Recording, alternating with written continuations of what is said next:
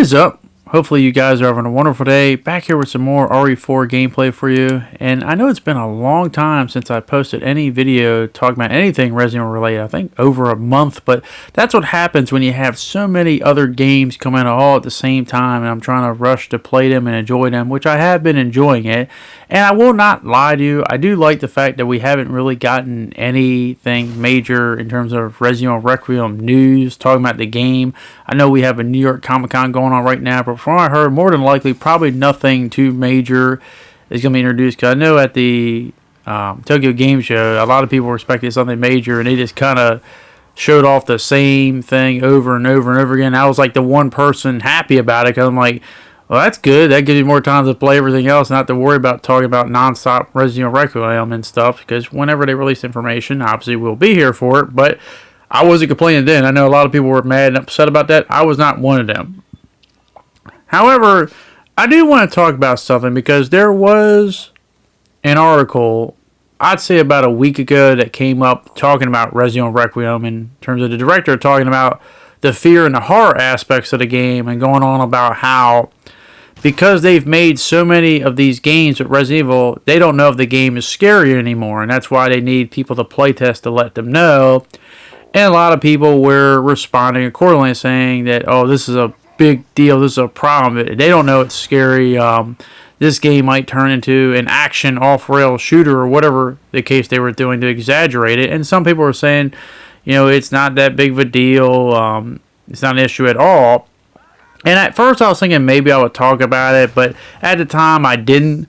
But ironically enough, you know, a couple days ago I saw another article with another game, unrelated, but another, you know, horror game, one I deeply love, and I can't wait for when the sequel comes out, is AlienIsolation, where they had the writer talking about if we had toned down the scare factor of AlienIsolation, made the game less scary, I think we would have sold more copies than we did. But I'm glad that we didn't, and we stuck to our vision. Which gets me to my next point. You know, I guess multiple points I'm going to ask in this video, and I would like a lot of feedback from you, because I'm interested to hear what everyone else has to say, because I'll tell you this right now about horror and fear in terms of me. I love playing survival horror games, but you're never going to really find me scared or terrified of survival horror games like ever. I made a video last year talking about how I haven't been scared by a horror game in over 25 years.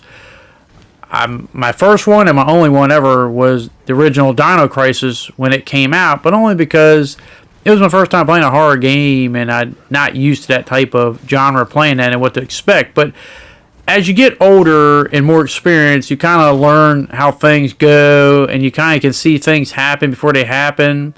So because of that initial experience, I became kind of just, numb to the pain and stuff, but numb to the point that I'm not going to be getting scared, caught off guard, jumping, or doing whatever people do nowadays when they get terrified. I just don't. I just go in there and play it.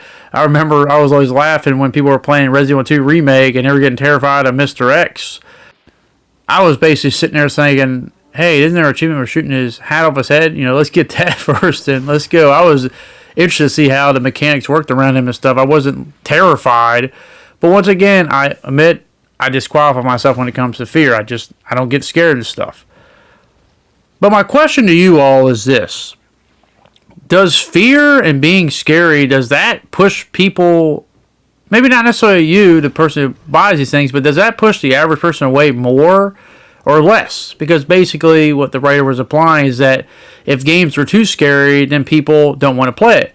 Because take Resident Evil 7, for instance, a lot of people say that's one of the scariest games they've ever played, and that they toned down the scares in Resident Evil Village because of that. And I'm wondering, did that make people want to play Village more than 7, or vice versa? Because, once again, I've always been someone that always looks at survival horror games. It's never the fears or the horrors that get me, interest me in terms of wanting to play a game. It's always the gameplay cycle and the loop. I always like the whole desperation you have when you have moments where you're just thinking, how am I going to get through a situation? And I don't really call that necessarily fear, but just more of, you know, how am I going to get through this impossible situation with the limited resources I have, and how am I going to make it happen? And when I finally do and I succeed, it's a great feeling.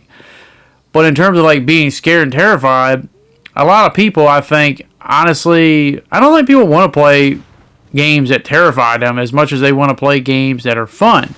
And I think you can have a perfect balance between that. But I will say, I think a lot of people, when they take a game like Alien Isolation, yeah, I still will stick on that hill and die on it. I do think that one bad review from IGN didn't help it. But I also do think that a lot of people probably just don't want to be hunted down like that Xenomorph did in that game as well.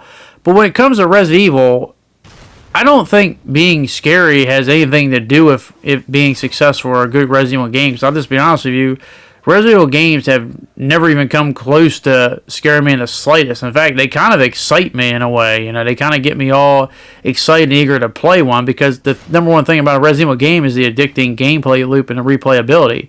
It's why it's the king of all the survival horror games, even back in the old days or the newer Resident Evil titles, is that addicting gameplay cycle. No other survival horror game really even comes close to that, of constantly replaying the game multiple times over and over and over again. Like, for instance, take the Silent Hill franchise, for example. We'll take Silent Hill 2, it's usually the one regarded as the greatest of the Silent Hill franchise, and take Resident Evil 2, for example, one of the most accomplished Resident Evil games. A lot of people think that's one of the, if not the greatest Resident Evil games of all time. Obviously, I think a lot of people will tell you that Silent Hill 2 is a lot more scary than Resident Evil 2. Not that Resident Evil 2 didn't have scary factor to it, but there's a reason why Resident Evil 2 sold a lot more than Silent Hill 2 ever would. It's that gameplay cycle. And to me, I think with a lot of horror games, I think the thing that puts them off, and it's why it's a kind of a genre that isn't going to have a lot of big titles sell a lot compared to like Resident Evil, is the fact that Resident Evil looks fun to play. Not saying that all the other games are not fun to play, but when you see something like Alien Isolation and Silent Hill 2, they don't look as fun to play in terms of something like Resident Evil 2, whether it's the original one or the remake. There's just a lot more fun in the gameplay. I think obviously in Silent Hill 2, obviously a lot more interesting and better story and overall more developed and deeper characters. But that gameplay cycle, it kind of puts a lot of people off to a degree where it's like, yeah, I acknowledge it's fun, and maybe I'll play it for a playthrough, but I'm not going to replay it multiple times. And similar to Alien Isolation, it's fun that initial time, but compared to like something like Resident Evil, which its king is its replayability, people are going to play that thing multiple times. But if it was something where it's like it had the fear levels of those other two games I mentioned, Isolation, Silent Hill 2 Remake, but it didn't have the gameplay cycle of a Resident Evil, then yeah, I think the sales wouldn't be as high. So ultimately what I'm saying is that I do believe to a degree that that is right. If a game is more scary, that it's going to drop the sales. But if you're able to combine it with a fun, gameplay cycle, a lot more people are going to be more willing to buy it. Sort of like if Resident Evil 7 didn't have its gameplay cycle and loop similar to like how Resident Evil games do, and was more inclined to like Alien Isolation or Silent Hill 2, I don't think it would have sold nowhere near as much as it ultimately did, because it is a top 5, I believe it's top 3 seller all time in Resident Evil games, period. So, that's a big deal for it. So my point being, do I ultimately believe that fear and horror kind of takes away from sales if it's too scary? Well, yes and no, but I think it's more complicated than that. But I ultimately do think that it's a combination of a lot of things. If your game is just built for being scary and nothing else, I don't think people are going to be more willing to play that compared to, oh, it's scary, but it has an addicting gameplay cycle and stuff like that. Or at the very least, like an entertaining story or something like that. It's why I've always said Resident Evil games are always going to do ultimately well. Even the ones that aren't looked at very well by the community, they've always kind of done really good numbers compared to other survival horror franchises. But the addicting gameplay cycle always is at the core in front of it. It's why people are always running around playing non-stop randomizers, replaying it, adding new difficulty things, and just going back to it time and time again, or maybe starting different challenges and runs. It's never really been the horror. Like, yeah, you could say it has terrifying moments, like, the dog going through the windows, or the first time you encounter a licker, or, that first time you hear that chainsaw rev up in Resident Evil 4 to regenerate, or something like that. But in terms of just pure fear, it's never the biggest reason why I think people come and play. But as I said, I like to hear your guys' feedback, because I don't get scared by games. They don't terrify me in the slightest. You know, the reason why I play Resident Evil more than any other survival horror franchise is simply from my own experience, is that addicting gameplay cycle. It's always going to be fun as hell. Like Resident Evil 4, for example, it just has such a fun gameplay cycle. Yeah, it's not going to be on the top list of being the most terrifying, you know, horror, fear-inducing games, in my opinion, but it's that addicting gameplay cycle that makes me come back to this day. It's why the original is my all-time favorite video game. And it's why a lot of the games in the Resident Evil franchise I think very highly of, because of that addicting gameplay cycle. Silent Hill 2, whether it's the original or the remake or AlienIsolation, are excellent horror games, but they don't have that addicting gameplay cycle. They have a lot more fear-induced moments and stuff, whether psychological because of the story or just the gameplay itself with being hunted down, but it's never going to be as fun to play. And I think that's the thing that makes Resident Evil do so well. So when I get to the original question, does fear affect the sales?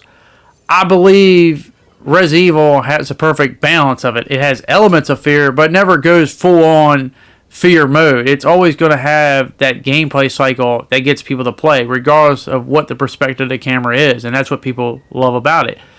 The other games, they don't have that addicting gameplay cycle, but irony enough, if they do go that cycle, that's the irony about it, is they still aren't going to get those sales that Resident Evil does. Take Dead Space, for example. That's a game that's fun as hell to play. It has an excellent gameplay cycle and stuff. It also has its fear and inducing atmosphere, but it just never kind of got to the realms of anywhere near those Resident Evil sales. So it's kind of like, it's weird in a way. It's why survival horror franchise always had me have these moments where I love the genre, but it frustrates me because I see so many excellent games that do have exciting gameplay cycles, but they aren't as beloved or even close to selling what Resident Evil does. Kind of like Resident Evil has the whole genre by the balls, for good and for worse. So I'm hoping that one day it could be a lot more evenly matched and that people play other franchises, not the same one. But hopefully I gave you my opinions on that, because at the end of the day, as I always like to say, that is my opinion. I want to hear your guys' opinion. Do you think fear and horror factor, the scare factor, affects a sales more in terms of they sell less if it's too scary? And do you think Resident Evil, the reason why it's always been able to sell well, always has that perfect blend of, it has horror, terrifying moments, but maybe not too terrifying compared to other games, but it more than makes up for that because of the whole addicting gameplay cycle in terms of its progression for how you progress through the game and its inventory and its weapons and stuff like that? Let me know down below in the comment section, but thank you very much for watching. Hopefully you guys did enjoy this video, and hopefully I can see you guys back in the next one. Thanks, and I'll see you all later. Peace.